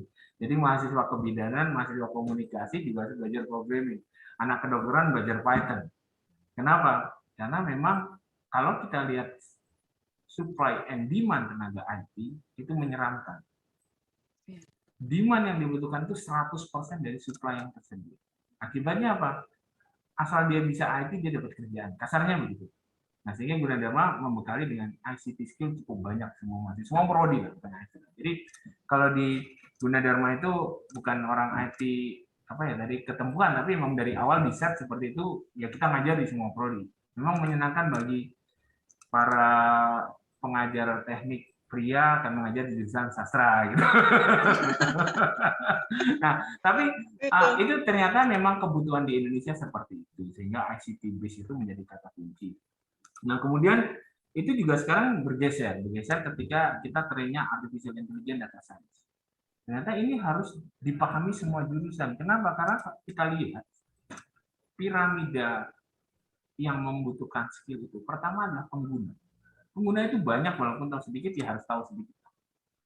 Pembuat kebijakan tuh bos-bosnya nggak eselon 1, eselon 2. Anda membuat kebijakan data science nggak ngerti sedikit kan, akhirnya salah kebijakan. Itu juga yang harus mereka nggak jurusan IT, jurusan apa aja. Kemudian barulah technical support dan sebagainya. Akhirnya kita mulai tahun ini kita menerapkan bahwa untuk semua prodi belajar data science dan AI. 30.000 mahasiswa. Semua. Nah, itu juga ke security, Bu Nunil. Jadi kita nggak punya prodi security, tapi semua jurusan IT harus belajar security. Gitu. Karena ya itu niche-nya. Gitu. Jadi ya mau tidak mau situasinya seperti itu. Nah, kemudian dengan kondisi transformasi digital, kita punya satu pendekatan lagi dalam masalah kita mencoba bergerak mimpi kita dari kampus. Ya, kalau tadi itu kita fokus, ini Gunadarma bagaimana dikenalnya di luar maupun di luar negeri maupun di Indonesia. Kita sekarang mencoba bergerak dengan konsep Indonesia INC. Sudah bukan Gunadarma lagi, tapi Indonesia. Artinya apa? Yang kita hitung nilainya itu adalah impact di Indonesia. Jadi kalau kita ke luar negeri, kita punya fasilitas, kita juga buat PJJ buat mahasiswa luar negeri. Jadi kenapa kita bikin PJJ cuma buat mahasiswa Indonesia? Kenapa nggak mahasiswa luar negeri? Nah, kita buat nih PJJ buat mahasiswa luar negeri. Tujuannya bukan supaya Gunadarma dikenal, tidak. Tapi Indonesia yang dikenal. Jadi kita punya fasilitas namanya Indonesian Center di beberapa negara, funding dari Gunadarma. Tujuannya cuma satu, memperkenalkan Indonesia. Kan menyedihkan ya, kita ke negara, orang lebih kenal Malaysia daripada Indonesia. Di mana Malaysia itu kan penduduknya cuma berapa sih? Ini artinya kita harus punya suatu bahwa dunia pendidikan itu part of diplomasi budaya. Sebetulnya kan gitu. Jadi kita jangan hanya puas paper dipublikasi di internasional. Indonesianya dikenal nggak? Itu yang artinya karena kita ini di dalam dunia yang sudah menyatu jadi satu. Sehingga kita harus berpikir bagaimana Gunadarma punya sesuatu, kampus lain bisa memanfaatkan. Saya ke luar negeri, kampus lain ditenteng kegiatan. Jadi Indonesia INC lah istilah kita. Jadi semua untuk Indonesia. Nah, jadi begitu juga dengan kegiatan kita selalu impact-nya itu kalau kami punya sesuatu di sekitar kami masyarakat, Pemda-Pemkot punya impact nggak? Bisa belajar hal itu tidak? Nah, ini yang kita selalu. Ketika kami membangun sistem sekarang, misalnya Bu Nunil pasti sekarang lagi PDM ya Bu. Kita membangun dengan teman-teman BKN. Pertanyaan kita bukan hanya sistem selesai, tapi kita bisa nggak mentransfer knowledge kita ke teman-teman di sana. Itu impact dari kita. Nah, jadi salah satu kriteria yang kita pakai untuk mengakses bagaimana capaian kita, di samping lah paper segala macam, kita punya impact assessment. Impact kita seberapa besar ke masyarakat sekitar. Jadi kita punya seperti Living Lab di Cikalong, berapa besar bagi impact di masyarakat sekitarnya. Karena ya kita harus menghitung lah, walaupun kami swasta, mahasiswa belajar kan tetap itu mengambil dari uang rakyat, kan kita harus mengembalikan juga ke masyarakat gitu. Nah, jadi itu salah satu goals di kita, kenapa kita punya ICT based approach dan sekarang ke AI dan data science, dan itu kepada semua mahasiswa, termasuk tadi security. Ya semua mahasiswa lah kita ajarin. Jadi kita nggak, kalau ditanya Gunadarma kenapa nggak ada prodi security? Ya kita ngajarin security ke semua jurusan gitu. Jadi kan lebih banyak yang tercapai gitu. Juga kenapa kita nggak punya jurusan misalnya prodi khusus data science AI? Ya kita ngajarin itu ke semua jurusan gitu. Ya karena kondisi Indonesia dengan ya tadi angka tadi lah ya, kita masih membutuhkan yang ya orang yang banyak terjadi di lulusan kami, dia lulusan ekonomi, tapi dia masuk bekerja karena dia ngerti IT. Ini masih terjadi lah di Indonesia. Dia jurusan psikologi, dia diterima karena dia ngerti IT. Nah, itu masih dominan kondisi seperti ini di Indonesia karena dari data statistik ya demand itu 100% dibutuhkan atau lebih dari supply yang ada di kondisinya. Jadi masih kalau saya ditanya tentang pemetaan SDM itu saya suka ngeri sendiri karena memang kita gap-nya itu besar sekali di pemetaan. Demikianlah, terima kasih. Baik, memang setuju sekali Pak Made. Kebetulan juga di semua aspek sektor, walaupun itu kayak tadi dibilang rumah sakit ataupun perbankan atau semua sektor, walaupun itu juga advokat, hukum dan lain sebagainya, itu memang sekarang IT itu menjadi fundamental di situ ya Pak ya. Dan tidak beda juga, walaupun kita di consumer, kita juga harus tahu IT. Memang benar, semua prodi harus diterbekali oleh IT skill dengan baik, dan itu akan misalnya memacu dan mentransformasi digital kita ke seluruh masyarakat Indonesia, dan nantinya akan menjunjung negara kita agar bisa dikenal juga di negara lain dan dengan kesetaraan IT yang memang sesuai dengan transformasi digital yang berlaku di dunia gitu ya Pak ya.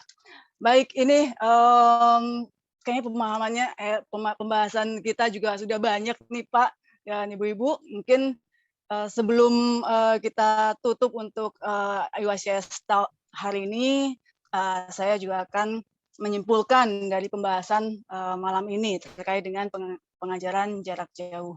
Nah, kalau mendengar dari paparan ketiga narasumber malam ini, dimulai dari kebijakan PJJ saat ini yang memang baru sebatas dalam alternatif mengakomodir situasi pandemi COVID-19, dan ini adalah challenge dari pemerintah atau mungkin Kemendikbud ya, yang memang untuk pelaksanaan di lapangan itu tidak semudah dengan yang kita rencanakan. Tapi penjaminan internal yang membuat peraturan juga harus istilahnya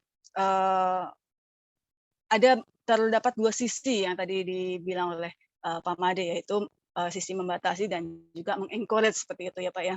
Nah, di PJJ memang di sini sangat ditentukan oleh kesiapan SDM, infrastruktur, dan infrastruktur pun juga tidak secara teknis saja, tapi juga ada yang non teknis. Kalau untuk yang secara teknis, kita sudah pasti tahu terkait dengan jaringan, software, hardware gitu ya, dan juga mungkin dengan bantuan-bantuan pemerintah seperti kuota untuk siswa dan lain sebagainya, dan platform-platform yang sudah tersedia itu juga istilahnya sudah cukup memadai seperti itu. Dan untuk kunci sukses pelaksanaan PJJ yaitu terletak pada bagaimana kita memaksimalkan data dan juga organisasi security, software security, komponen yang lainnya. Dan yang terpenting tadi yang saya dapat dari Pak Made dan juga Bu Nunil dan juga Bu Ayi, yaitu terkait dengan kurikulum PJJ, yaitu memang kurikulum bisa sama saja dengan pembelajaran tatap muka, tapi bagaimana delivery strateginya yang bisa membedakan dari pembelajaran tatap muka. Dan di sini juga yang terpenting adalah menciptakan keamanan siber dalam implementasi PJJ itu sendiri. Dan dalam keamanan siber pun kita juga memerlukan adanya integrated antara provider, pemerintah, juga stakeholder yang lain, dan itu memiliki tanggung jawab yang istilahnya sama gitu untuk membangun pembelajaran jarak jauh ini bisa tercapai dengan lebih baik dan maksimal.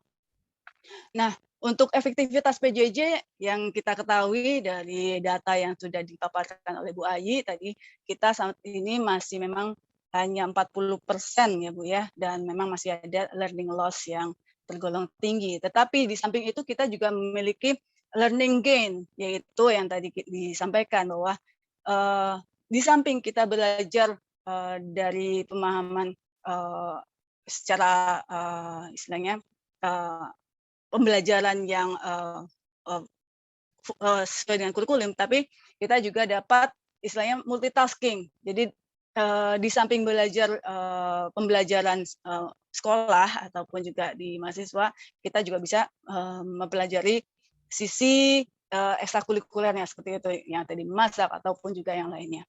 Dan itu membuat mahasiswa atau istilahnya penerus bangsa Indonesia ini menjadi lebih kreatif, dan pemahaman untuk belajar itu juga bisa didapatkan dari media-media yang lebih kompatibel dengan kenyamanan dari siswa itu tersendiri. Dan sekarang secara keseluruhan tidak lain ya, tujuannya agar proses belajar mengajar bisa berlangsung dengan baik sesuai dengan ekspektasi yang diinginkan, yaitu kualitas pendidikan tetap terjaga dan siswa peserta didik dan memperoleh manfaat dari pembelajaran online di masing-masing lembaga pendidikan seperti itu. Nah, terkait dengan bonus demografi yang disampaikan oleh Bu Nunil tadi, ya menuntut masyarakat untuk cakap digital di segala aspek, dan kita juga optimis, tetapi tetap perlu diperhatikan prinsip kehati-hatian seperti yang Bapak Made tadi sampaikan terhadap aspek sosial dan juga kebijakan pendidikan yang dirasa masih perlu diperhatikan dan disesuaikan. Nah, untuk bold quote-nya di sini yang sangat menarik adalah berapa impact pendidikan lokal yang mempengaruhi ekonomi negara. Nah, itu kayaknya istilahnya red line dari PJJ yang harus kita jadi target ya. Jadi untuk menentukan negara itu akan maju atau tidak adalah dari segi pendidikan di negara tersebut. Nah, untuk transformasi digital di lembaga pendidikan, terutama dalam merubah mindset yang tadi Bu Ayi sampaikan menjadi mental leading, itu juga sangat penting. Kita tidak hanya menjadi user, tetapi juga harus memiliki mental leading. Nah, produktivitas dapat diakui itu juga penting karena untuk menjadi nilai dari suatu mahasiswa dan kebanggaan dari negara. Nah, akhir kata untuk prodi juga yang terbekali dengan IT skill di segala aspek itu mempengaruhi dari kualitas pendidikan kita. Baik, apakah hari ini kayaknya semua pembahasan sudah kita rangkum dan sangat menarik, dan terima kasih Pak Made, Ibu Ayi, Bu Nunil, itu ilmu-ilmu yang di-sharingkan malam ini sangat berguna bagi kita semua. Dan sebelumnya terima kasih pada rekan-rekan yang sudah ikut menyimak dan juga mendengarkan pemaparan dari narasumber kami yang sangat hebat, Bu Nunil, Bu Ayu, dan Pak Made. Dan akhir kata kami tutup IWCS Talk hari ini yang ke-6 dengan mengucapkan alhamdulillah. Alhamdulillahirabbil alamin. Terima kasih Pak Made, Ibu Ayi. Terima kasih Mbak Bri. Ya, sehat selalu semuanya. Amin. Terima kasih Bu Ayi.